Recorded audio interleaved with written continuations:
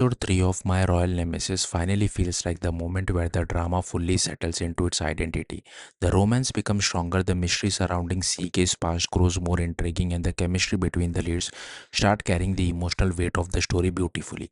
While the first two episodes focused more on establishing the unusual setup, this episode feels like the real beginning of the emotional journey between Shiori and CK.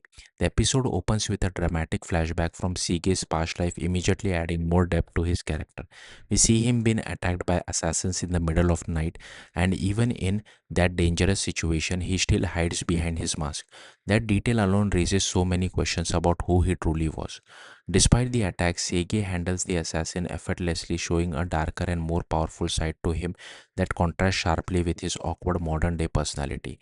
And then comes the moment that really matters. His encounter with Shiori in the past, their meeting on the rooftop, instantly carries emotional tension and chemistry.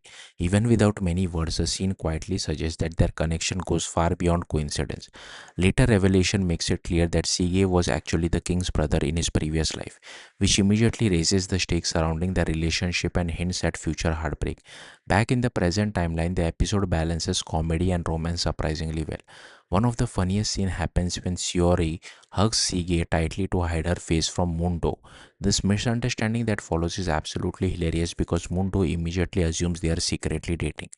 Watching Sige become completely flustered while Shiori casually acts like nothing happened creates a kind of light-hearted romantic comedy energy that the series handles really well. The funniest part is how obvious Sige's feelings are becoming. He's constantly distracted around Shiori, acting nervous and awkward whenever she is nearby.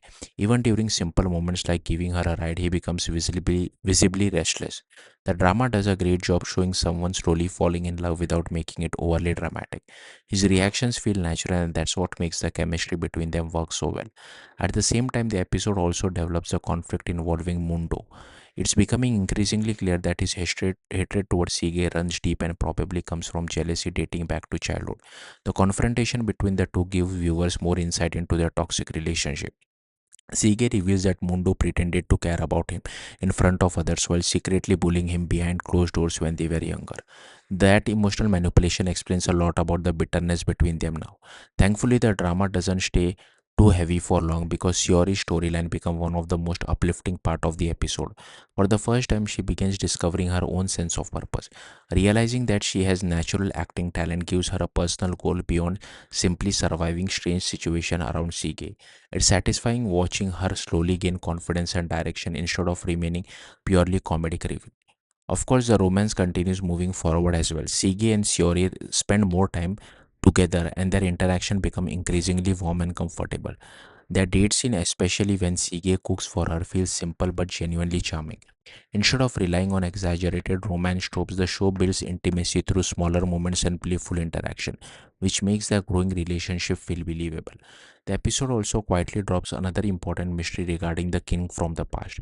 It becomes strongly implied that the king intentionally brought Shiori and Sige together before eventually separating them for political reasons. That revelation adds a tragic undertone to the romance because it suggests the relationship may have been manipulated from the beginning. What makes episode 3 so enjoyable is how smoothly it balances multiple tones at once. The comedy lands naturally, the romance progresses at satisfying pace, and the historical mystery keeps becoming more interesting without overwhelming the story. The pacing feels much stronger compared to earlier episode, and the emotional connection between the leads continue to grow in a believable way. Most importantly, the chemistry between Lim and Hyo remains the biggest strength of the drama. Their interaction feels effortless whether the scene is comedic, emotional, or romantic. Every awkward glance and playful misunderstanding adds more charm to the relationship. Overall, episode 3 does an excellent job pushing the story forward while deepening both the romance and the mystery. It's funny, heartfelt, and emotionally engaging while also planting enough questions about the past to keep viewers interested. At this point, My Royal Nemesis is becoming less about fantasy setup and more about emotional connection between two people whose lives seem tied together across time. Thank you for watching. Bye.